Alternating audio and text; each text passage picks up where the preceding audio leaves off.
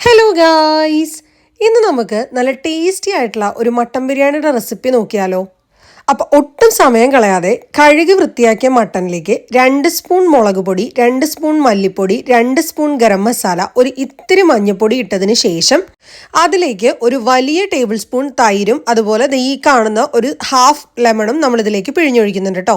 ഇതിലേക്ക് പിന്നെ ഞാൻ ആഡ് ചെയ്യുന്നത് ഒരു ഇത്തിരി കുരുമുളക് പൊടിയും അതുപോലെ തന്നെ ഉപ്പുമാണ്. ഉപ്പ് നിങ്ങളുടെ ആവശ്യത്തിനനുസരിച്ച് ഇടുക. ഞാനിവിടെ 1.5 കിലോ മട്ടനാണ് കേട്ടോ എടുത്തിരിക്കുന്നത്. അപ്പോൾ മട്ടൻ ബിരിയാണിക്ക് മട്ടൻ മേടിക്കുമ്പോൾ നല്ല എല്ലോട് കൂടിയിട്ടും നെയ്യോട് കൂടിയിട്ടുള്ള മട്ടൺ മേടിക്കാൻ ശ്രമിക്കണേ. എന്നാലേ നമുക്ക് ആ മട്ടൻ ബിരിയാണിക്ക് അതിൻ്റെതായിട്ടുള്ള ഒരു ടേസ്റ്റ് കിട്ടത്തുള്ളൂ. അപ്പൊ ഇത്രയും സാധനങ്ങളുടെ കൂടെ ഇഞ്ചി വെളുത്തുള്ളി പേസ്റ്റും കൂടെ ഒരു സ്പൂൺ ആഡ് ചെയ്തതിന് ശേഷം കൈ കൊണ്ട് ഇതെല്ലാം നല്ല രീതിയിൽ അങ്ങ് തിരുമ്മി അങ്ങോട്ട് മിക്സ് ആക്കിയതിന് ശേഷം ഒരു ഇത്തിരി വെള്ളവും കൂടി ഒഴിച്ചതിന് ശേഷം കുക്കർ അങ്ങോട്ട് അടച്ചു വെച്ച് മട്ടൻ വേവിക്കാൻ വെക്കാം. എന്റെ കുക്കറിന് ഞാൻ ഏകദേശം 8 വിസിലോളം മട്ടൻ വേവിക്കാൻ വേണ്ടിയിട്ട് അടുപ്പിക്കുന്നുണ്ട് കേട്ടോ.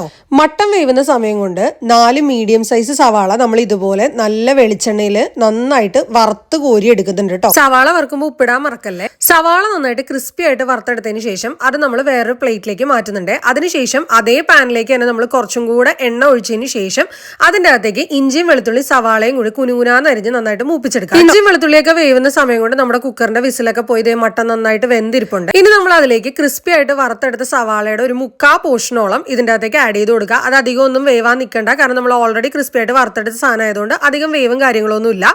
ഉടനെ തന്നെ നമുക്ക് ഇതിന്റെ അകത്തേക്ക് 2 മീഡിയം സൈസ് തക്കാളി ഇട്ട് കൊടുക്കുക. തക്കാളി നല്ല രീതിയിൽ വെന്തുടഞ്ഞു കഴിയുമ്പോഴേക്കും നമുക്ക് ഇതിന്റെ അകത്തേക്ക് മസാലകൾ ആഡ് ചെയ്യാം.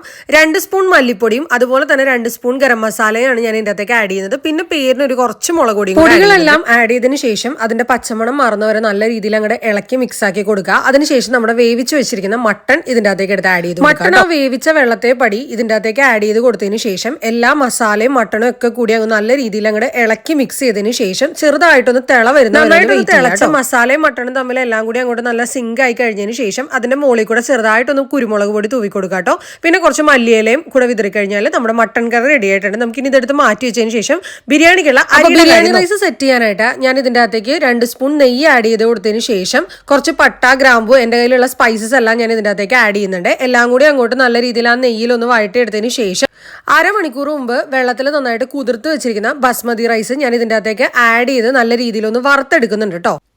ചെറുതായിട്ടൊന്ന് വറുത്തതിന് ശേഷം 1 ഗ്ലാസ് അരിക്ക് 1.5 കപ്പ് വെള്ളം എന്നുള്ള കണക്കിൽ കറക്റ്റായിട്ട് വെള്ളം ഒഴിച്ചു കൊടുക്കുക.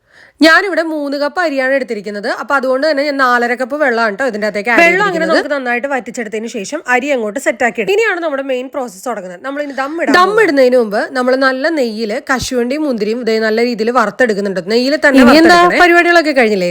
ഈ വീഡിയോയിൽ കാണുന്നത് പോലെ ആദ്യം മട്ടണും പിന്നെ അതിന്റെ മുകളിൽ റൈസ്